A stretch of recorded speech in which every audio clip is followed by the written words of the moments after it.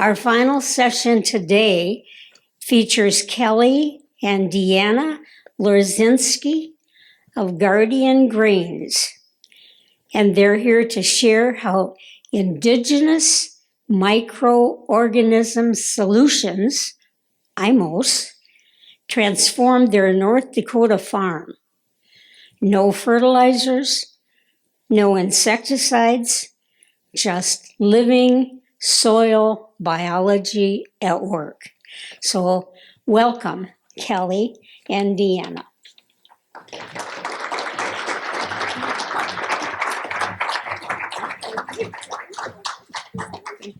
I'm DeAnna, and I'm so thankful to be here. This is my farmer. I'm Kelly. I'm thankful to be here too. What an honor. And right here in the great state of North Dakota, where the star is and the big arrow, in the central part of the state is where we farm. So you're welcome to come visit us. Before I go into the journey of and the evolution of what our farm is and what it is becoming, it's really important for me to tell you that we grow food.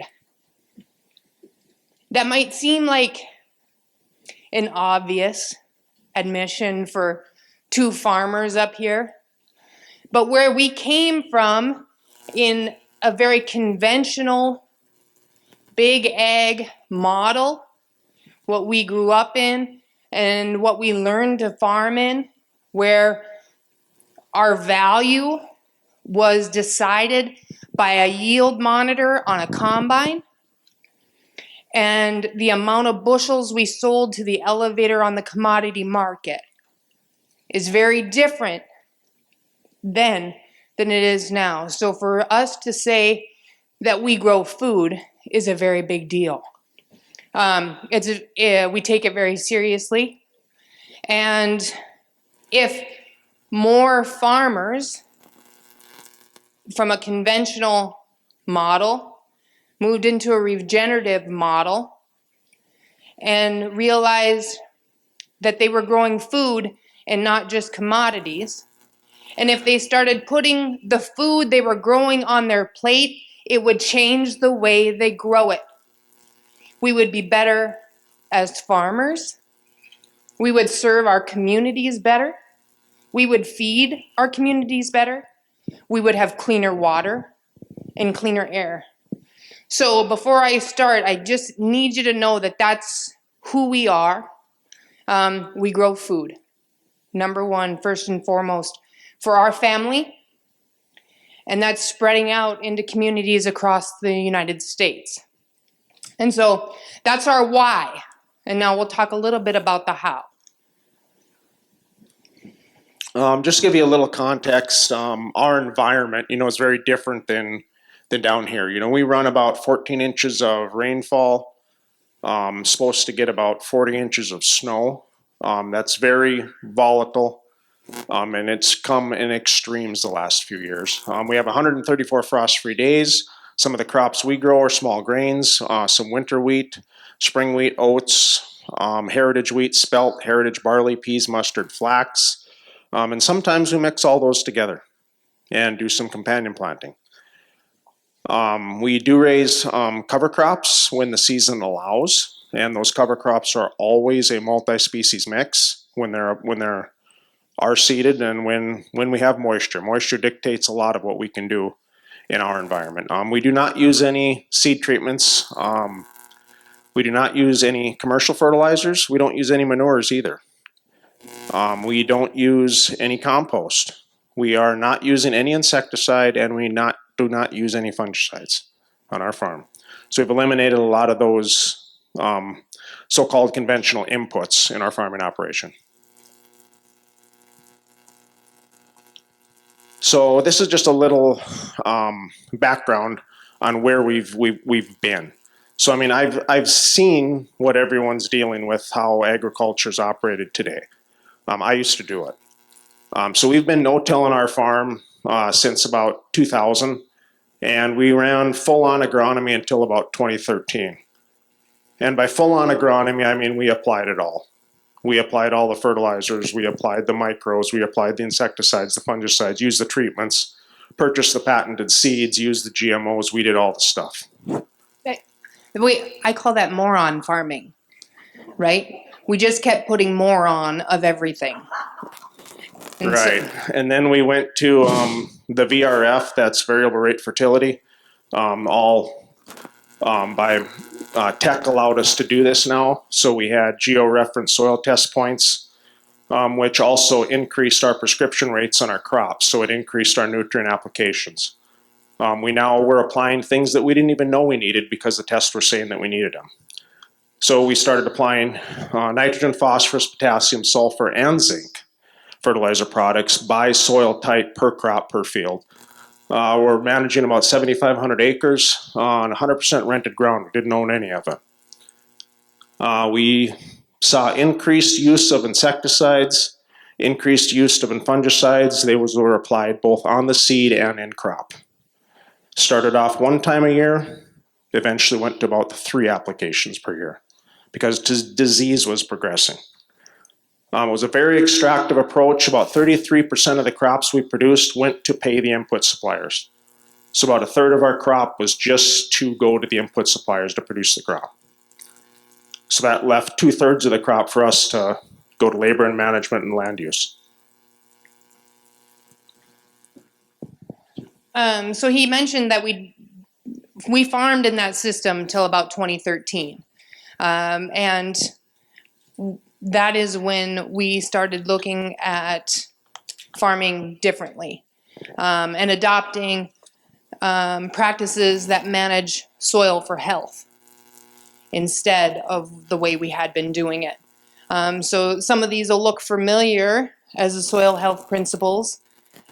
We started minimizing our disturbance, both physical and chemical, maximizing our living roots, maximizing biodiversity.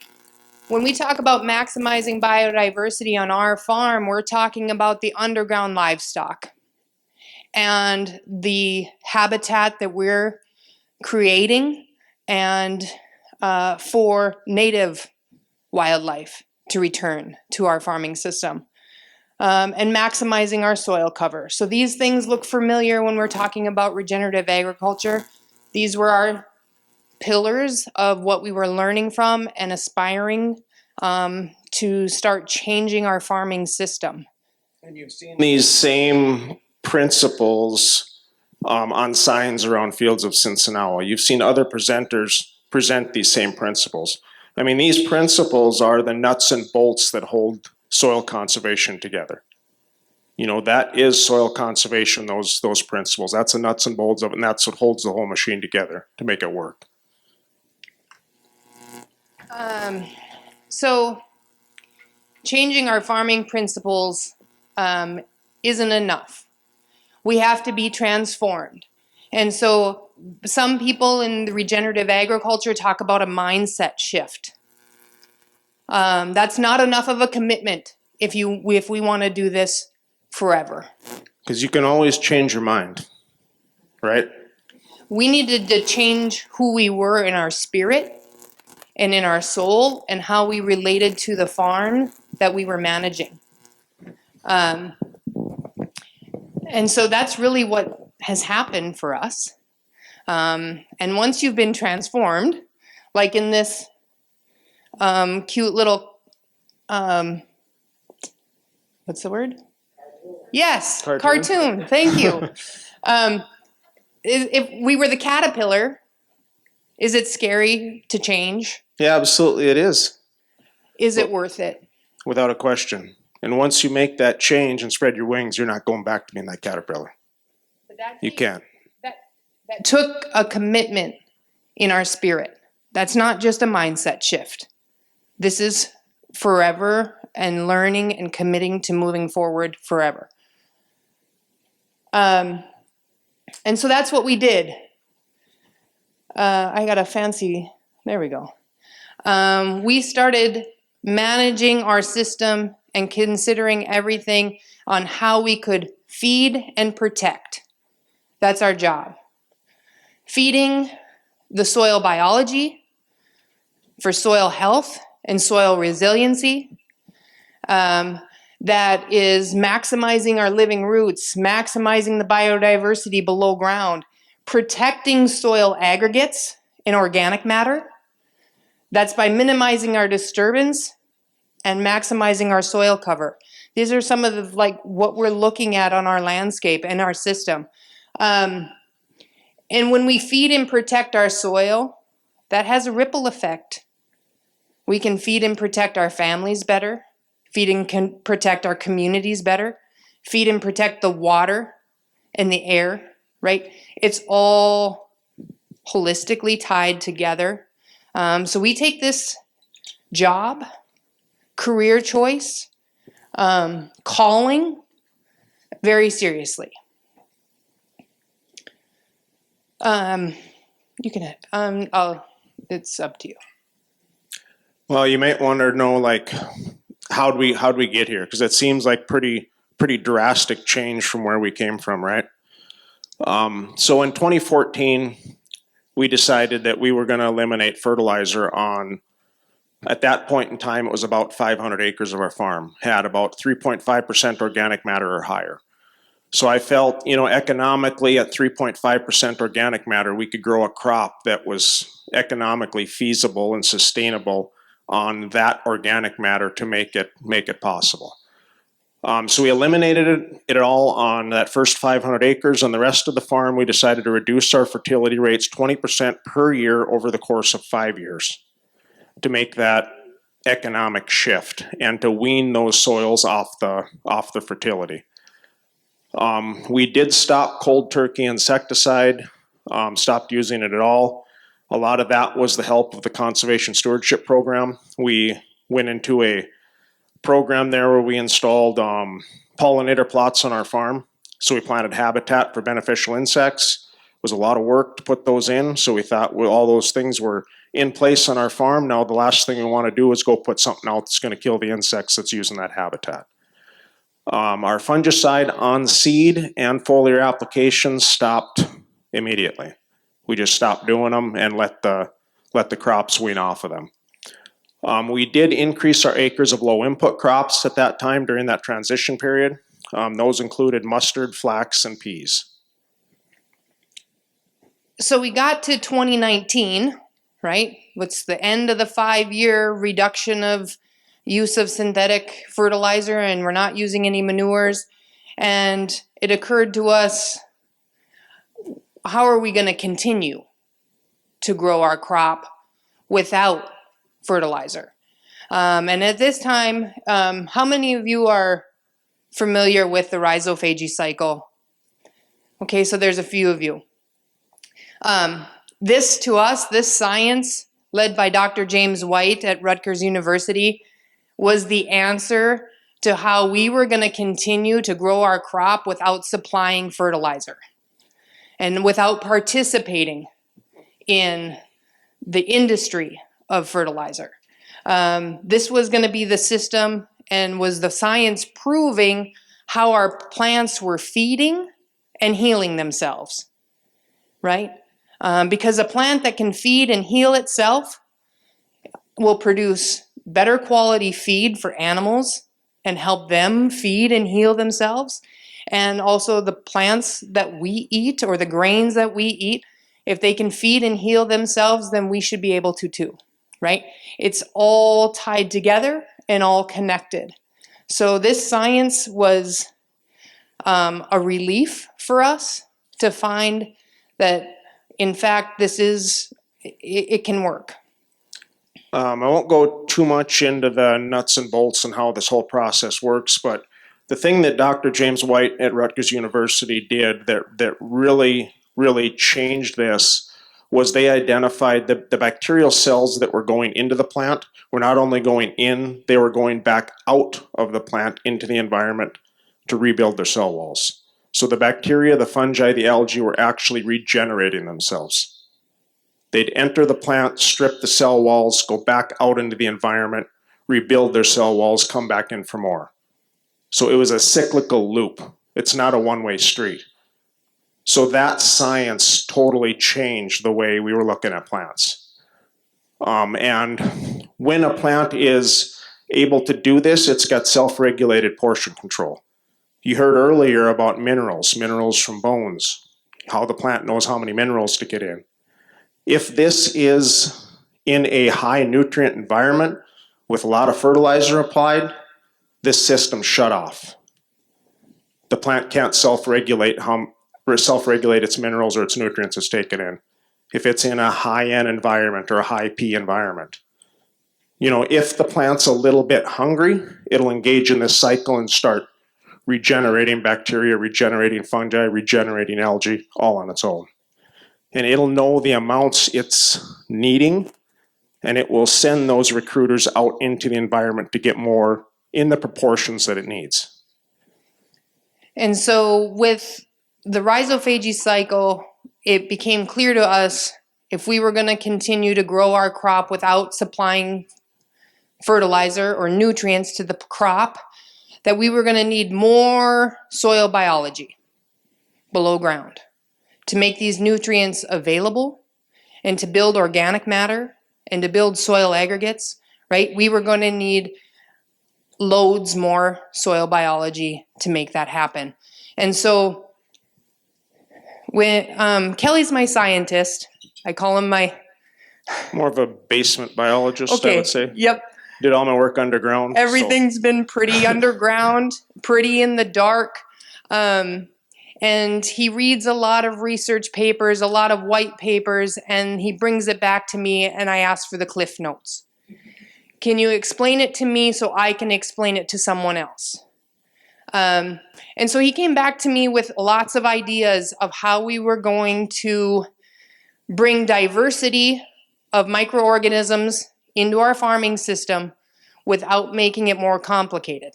Or more labor intensive, because the two of us up here, we are the labor force on our farm. Well, we're the above ground labor force. Right now, I guess I forgot to mention, right now, we downsized our farm. We're operating 2,200 acres regeneratively instead of 7,500 intensively. So we've significantly downsized, but we are the labor force. So this had to be a scalable solution. It had to be something that was applicable with the labor, the amount of labor that we had. And he mentioned the 2,200 acres. That's our cropland acres. We also manage 600 acres of native wildlife habitat on our farm. And water resources. Including 180 some odd acres of water that resides in our 2-mile radius of the farm that we are living in. And part of that, he mentioned farming 7,500 acres and we were 100% rented, right?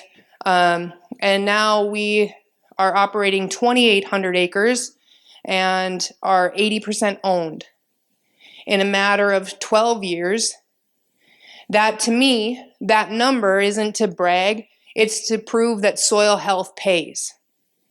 To transform our system to be able to grow on less acres with the two of us proves that soil health pays.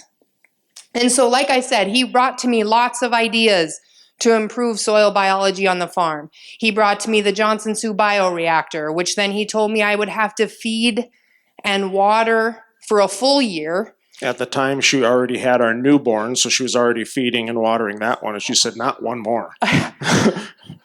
And I had to keep it warm also because we are in central North Dakota where we only have 134 frost-free days. That to me is more complicated. He brought to me bugs in a jug that were 1 or 2 or 3 things that we could apply. And everything he brought to me, I just kept saying no. And when it's the two of you, you need 2 active participants in agreement. We have to come to a consensus or we can't move forward. He also brought to me static compost piles. There were some problems with that for us. I don't have animal manure on our farm, and I'm only one person, and it was a lot of labor, and it required a PhD level of knowledge that I didn't possess. And so much product to cover the 2,200 acres. So lots of hurdles that I just kept saying no to. And finally, he came up from the basement one day. And he said, I think I have it. And I was like, okay, well, let's hear it. He said, we're going to use indigenous microorganisms and bring them out and put them on the seed. I was like, okay. Well, where'd you see that? He was like, well, I've been reading a lot of books. And I was like, okay. And he explained to me that he got some ideas from Korean natural farming and Bits and pieces all over, and he different started things. connecting dots on a splatter pattern. And I said, well, where can I see this work? And he's like, well, It was crazy. It was maps all over my walls, taped, pictures and lines drawn, strings. It was, yeah. It was quite the web. Yep. And he said, well, you can see it in nature. And I was kind of rolled my eyes. I was like, well, aren't you crunchy enough? Like, scalable. He's like, it is scalable. Nature's doing this already. All we have to do is learn from it, borrow it, and apply it. We might not totally understand yet why it's working, but it's working, right? Nature's working. We can visually see that. We can go to those areas and see where the grass naturally grows taller and greener. The berries are naturally sweeter. We can visually see that. We can understand that. It's already done. And so this was in 2019, and we could do it immediately in the spring. And so what he proposed was that we were going to go out into our native areas, or I mentioned that we have some in our farm that are just there, and we were going to borrow soil from different areas of our Farm. native areas on our farm. We were going to borrow soil from underneath fruiting trees and in the grasslands, and we were going to borrow fungi and algae, and we were going to bring it all home and feed it for 10 days. Okay. And then after that, I was going to put it in a 30-gallon brewer and aerate it and feed it a series of food for 24 hours. And so in 11 days, from start to finish, I had something that I could put on seed. We save all our own seed because seed has memory.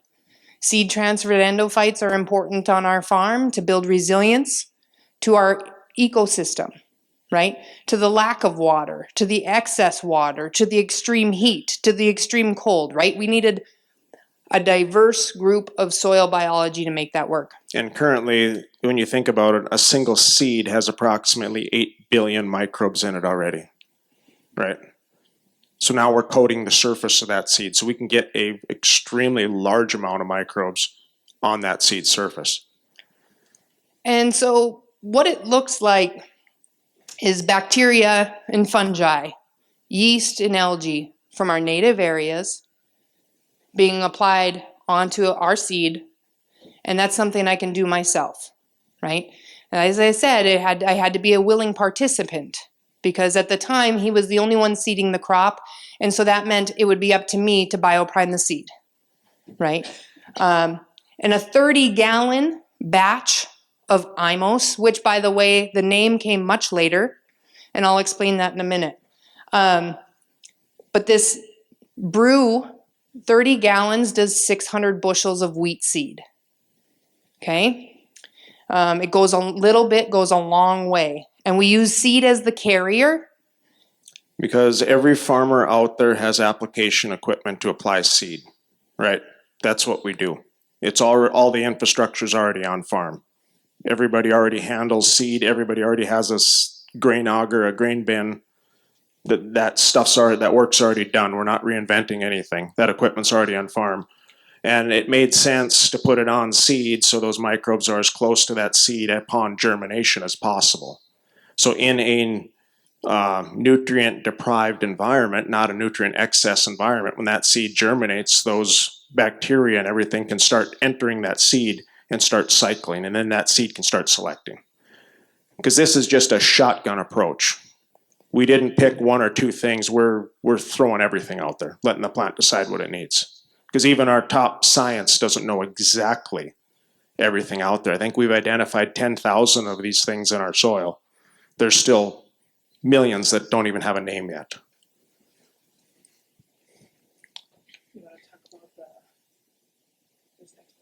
Okay.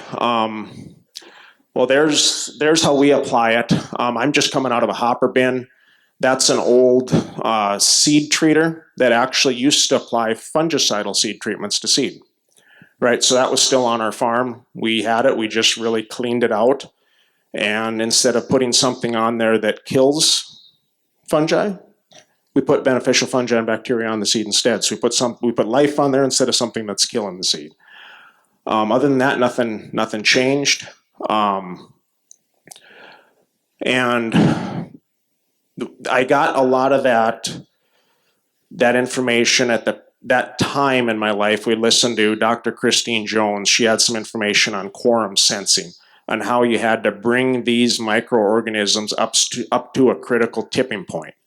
Once we had these populations high enough, we kind of hit that tipping point. And once we hit that tipping point, it starts to flow. Think of it as like a siphon hose. Once you get that cycle going, you get that high enough, it starts to siphon, and then it starts running on its own, right?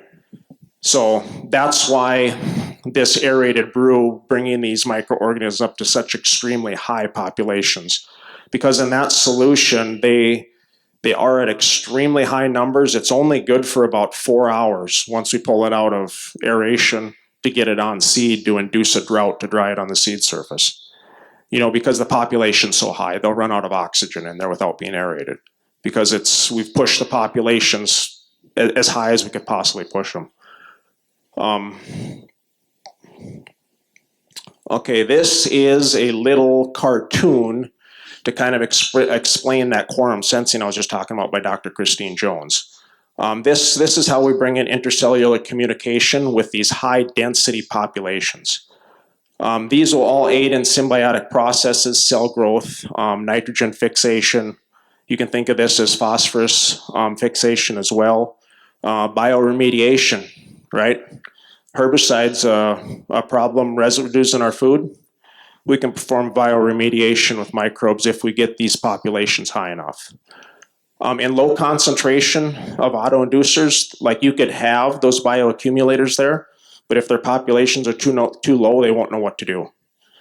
Once those populations get high enough, that community gets high enough, then they got the help of the whole community, and then you get group behavior. Right, so then they can do things together that each one can't do alone. Here's another little cartoon that kind of explains it in a different way. You're starting to get my level of education, right? I make him explain it to me in a way that makes sense to anybody. So that's why you get the cartoons. Yeah, so when we look at the little bacterias there, like on the light switch, one itself can't turn the switch on. But if it brings in two different ones to help it reach the switch, it can reach the switch. But now they can't turn the light on. You can't take one to turn the light on. It'll take 3 more, probably different species, just to screw the light bulb in, to flip the switch and turn the lights on. So you're talking probably 6 different species there working together to perform one action just to turn the lights on. Right, so this is just a little cartoon explaining that each one has its own talent. Each one is giving order and directive.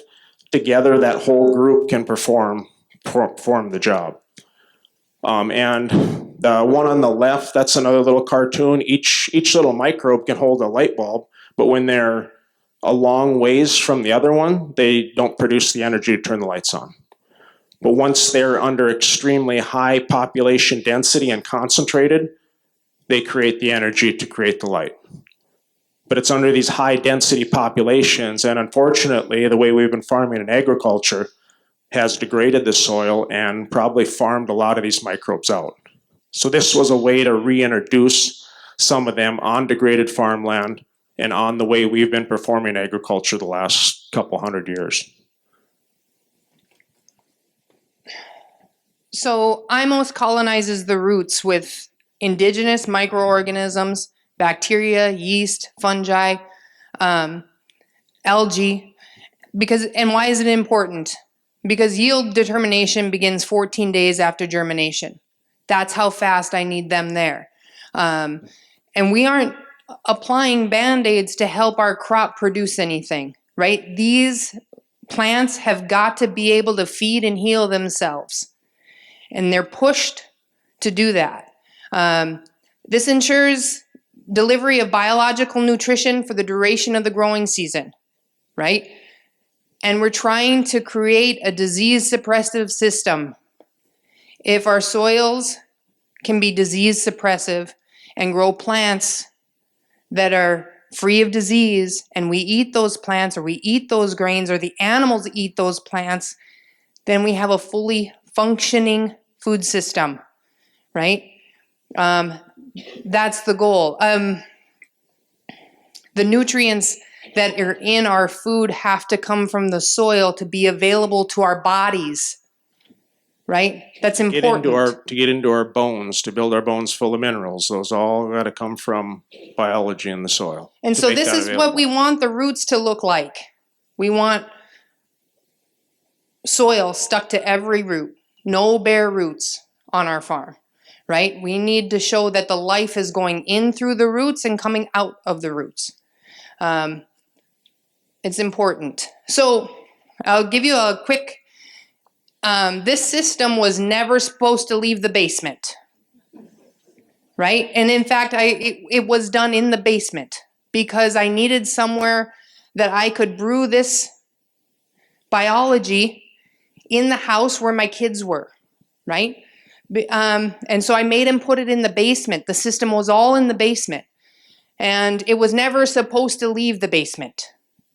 And when it seemed to be functioning after a couple of years, I said, maybe you should start talking about this.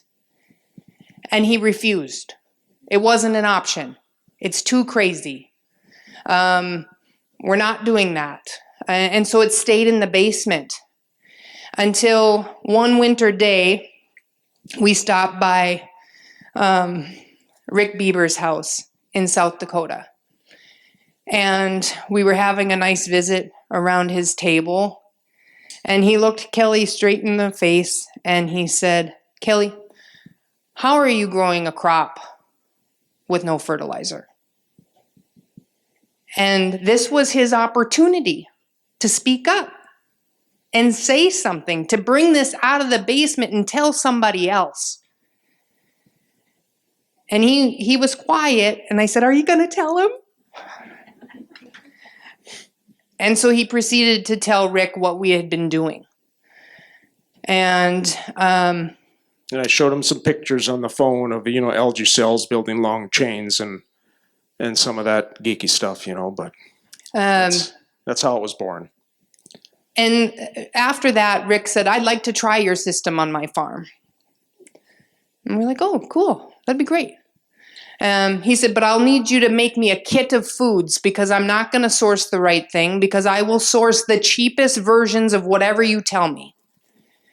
And so I'm going to need you to put it into a kit, and I want to make 3 30-gallon batches." I said, "Oh, okay, we can do that." And so we did that. So that, and that was also as far as it was supposed to go.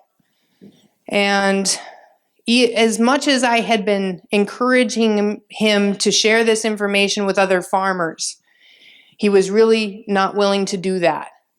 Well, you got to think all that through because we're going into native environments, right? So you got to think of what can happen there. We're not going out there with a front end loader or a scraper or strip mining a native environment. We don't want a bunch of people going out and ruining what little amount of nature we have left, right? So when I say I'm going out and borrowing soil out of that native environment, that can seem a little scary because you think I'm going out there with the Caterpillar scraper and taking the top 6 feet off, right? I'm going out there with those 2 5-gallon buckets, right? I'm borrowing handfuls of soil from under soil cover. There is no bare soil in nature, right? So I'm moving the surface residue, taking that top 3 inches, a handful, and when I leave that area, I cover that area back up with surface residue. You don't know I'm there. Those 2 buckets right there, I carry out enough soil to make bioprimer for 2,200 acres. So it's a small amount of soil. Well, I make the bioprimer. Right. Let's not get carried away. Right. But a bacterial cell will divide every 20 minutes. So in that brew in a 24-hour period, I mean, you're really accelerating the growth. So we're taking, those 2 buckets and turning it into, tons and tons of soil when you think of it from the biological life that's in there. So every 20 minutes, that bacterial cell will divide in that brewer. So small amount of soil, little amount of environmental impact on our farm. We've been doing it for quite a few years, and you go there and you don't know where I've been. Unless you know where I put my little flags and tie my little ribbons and that sort of thing, but you wouldn't tell where I've been. And so I mentioned that Rick was on board to try this system, and when he did, he said, now you need to give it a name. And I was like, well, why would we name it? And he said, well, because we're going to start talking to other farmers about what you're doing here. And I said, well, I've tried to convince Kelly of that, and it's not working. And he basically, this is maybe, I'm going to paraphrase, because I'll paraphrase. Basically, he told Kelly he had an obligation to let farmers have access to the information and then let them decide for themselves if they wanted to apply the information and to apply the knowledge.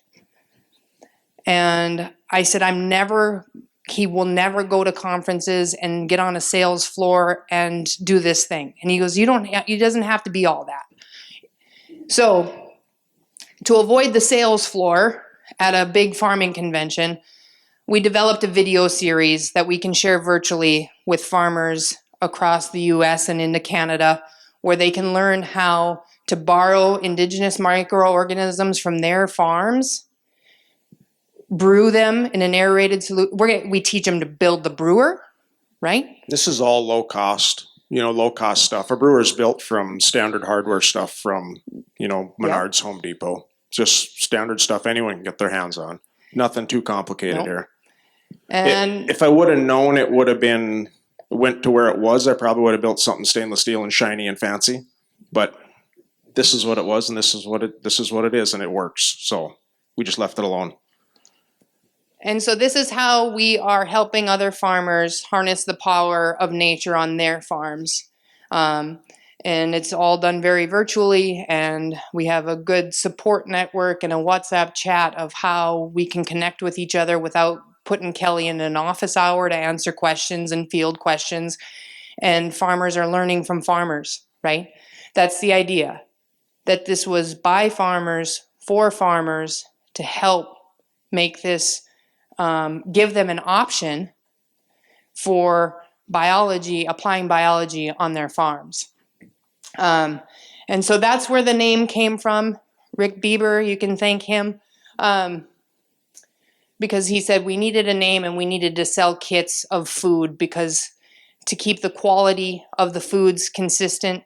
And make it as easy as possible. And so it no is. one's having to measure O2 levels or do any of that complicated stuff. We kind of standardized it so it could work with soils all over the place. So we made it so no one was pushing the boundaries too high. And so if there are 100 million to 1 billion microbes in a teaspoon of soil, nobody in the regenerative agriculture circle can tell me that I don't have livestock, right?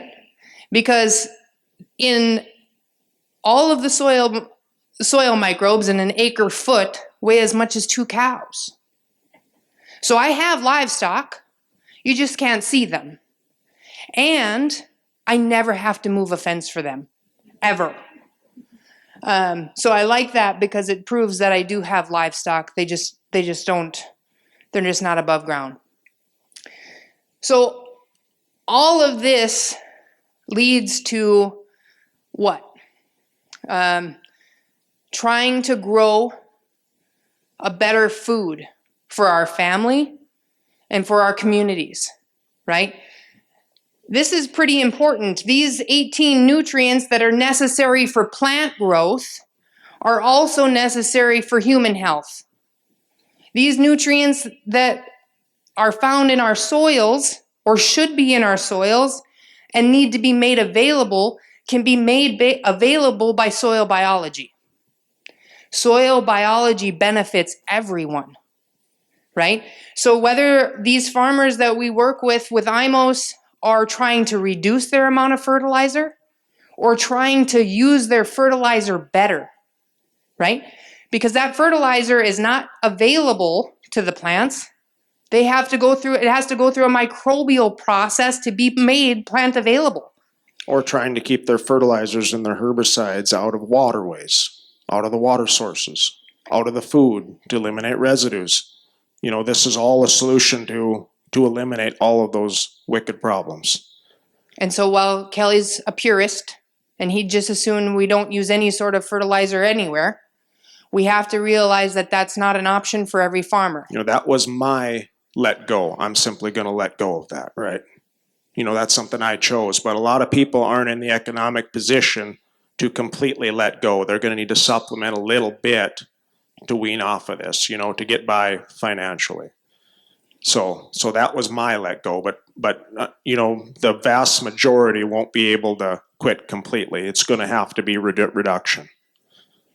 And more soil biology makes that fertilizer that the farmers are using more available and keeps it out of the water, right? It's a problem. We all know it is. And as farmers, we need to do better. Soil is the foundation of nutrition, right? So once we have a solid foundation, then and only then can we begin to grow healthy, happy humans. And so, because we are growing lots of heritage wheat that started as a kind of a, hey, honey, can you grow me some heritage wheat thing, we started a food company, right? Because one of the ways that we can validate what we're doing on a large scale, where a majority of our grains go into a commodity market, even though we grow food, it goes into the commodity market and gets commingled with everybody else's commodity grain, whether it's been desiccated or not, whether it's been fertilizer applied or not. It all goes to the same place. Ship to go to China to feed hogs, right? Not very fulfilling when it does that. No, it's not very fulfilling. That's right. So that started a food company. It's a passion project of mine. It matters to me because I'm not going to put anything on our plate or on your plate that I won't first put on my own, right? And there's a huge responsibility in starting a food company, right? There's a reason that farmers aren't delivering their grain direct to consumer. There's a lot of risk. And there's no in between. We either deliver the healthiest, cleanest product we can, or we don't have a buyer. There's no buffer. There's no in between. So one of the ways we do that is by nutritional testing of our grains, of our flour, right? We have a stone mill that we mill flour as it's ordered and ship it same day. We produce artisan pasta out of a Rouge de Bordeaux heritage wheat that we grow on our farm that started out at 60 acres, and the largest amount he planted was 1,400 acres. So that largely expanded just due to soil health. I saw the increased root structure. I saw the increased top growth. More carbon was being produced with the old grains. The old grains, that seed has memory.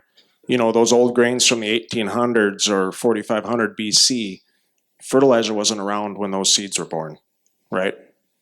So they know what to do. They know how to operate in that kind of an environment. Our modern breeding has bred all of our stock in a high nitrogen environment. In an environment full of disease, it's going to need life support, right? Those old seeds weren't born in that environment. So from a soil health perspective, that's what kind of took over our farm, was the old genetics. That wasn't an intended outcome. It was intended for this pet project of hers. But like Rick Bieber said earlier, you know, he learned from his cows by observation, right?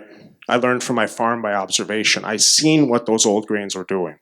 I could observe that, I could see that. And when it's right in front of your eyes, that's the truth. You know, you can't deny that when it happens right in front of your eyes when you see it. So that's why those scaled onto the rest of our acres and are going into the regular commodity market.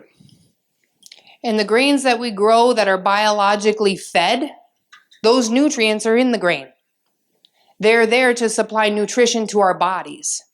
And we feed animals with that grain, right? We have customers that feed animals with our grain.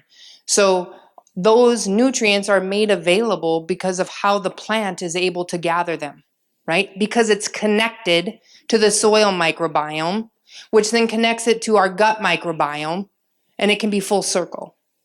So yeah, this is me. You won't find him on social media or on his phone Still in ever. the basement. So So yeah, that's the end. Thank you for your time, and if there's any questions, we're happy to answer. you have a few minutes for questions.